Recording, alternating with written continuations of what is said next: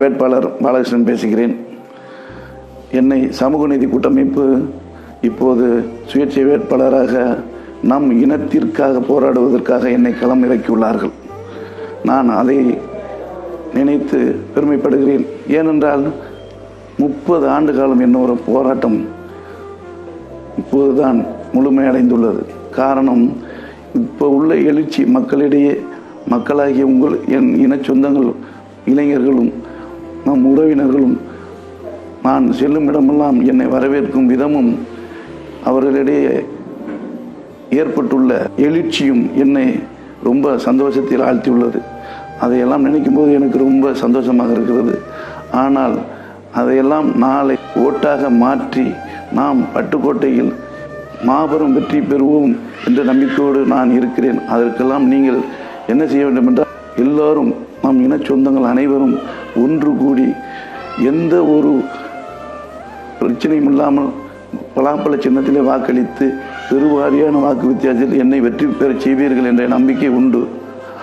ஆனால் அது மட்டும் நடக்கலைன்னா நம் சமுதாயத்திற்கு இனிமேல் 100 ஆண்டுகள் ஆனாலும் நம்ம சமுதாயத்திற்கு எந்த ஒரு முடிவும் வராது. அதாவது இனிமேல் எம்எல்ஏங்கிறத நம்ம எட்டாக்கணி ஆகி போகணும். இதுதான் தக்க சிரமம். அதை நல்லா தெரிஞ்சுக்கோங்க.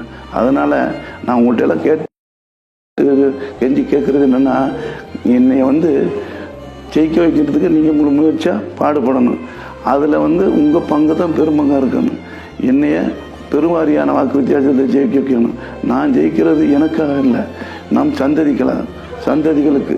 அது இல்லாமல் நம்மளுக்கு மரியாதை வேணும். ஃபஸ்ட்டு நம் சமுதாயத்தில் இதுவரை கிடைக்காத இந்த எம்எல்ஏ பதவி நமக்கு கிடைக்கணும். எனக்கு இல்லை, நமக்கு கிடைக்கணும். அதனால் நீங்களெல்லாம் ஒருமித்த கருத்தோடு நாளை மறுநாள் பலாப்பழ சின்னத்தில் பெருவாரியான வாக்கு வித்தியாசத்தில் என்னை ஜெயிக்க வைக்கணும்.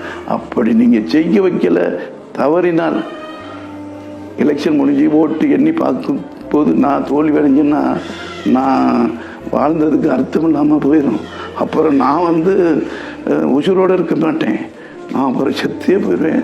அதனால் நீங்கள் என்ன பெருவாரியான வாக்கு வித்தியாசத்தை ஜெயிக்க வச்சா தான் அந்த மானம் மரியாதையை காப்பாற்றி கொடுத்துங்கிற ஒரு நம்பிக்கையோடு வாழ்வேன். உங்களுக்கு பணி செய்து கிடப்பேன். ஆனால் நான் தோத்தேன்னா அதுக்கு மேலே நான் உசுரோடு இருக்க மாட்டேன்னு உங்கள்கிட்ட நல்லாவே தெளிவாக சொல்லி போடுறேன். நீங்கள் எல்லாம் ஒருமித்த கருத்தோடு என்னை ஜெயிக்க வைக்கணும்னு வேண்டி விரும்பி கேட்டு விடைபெறுகிறேன். நன்றி, வணக்கம்.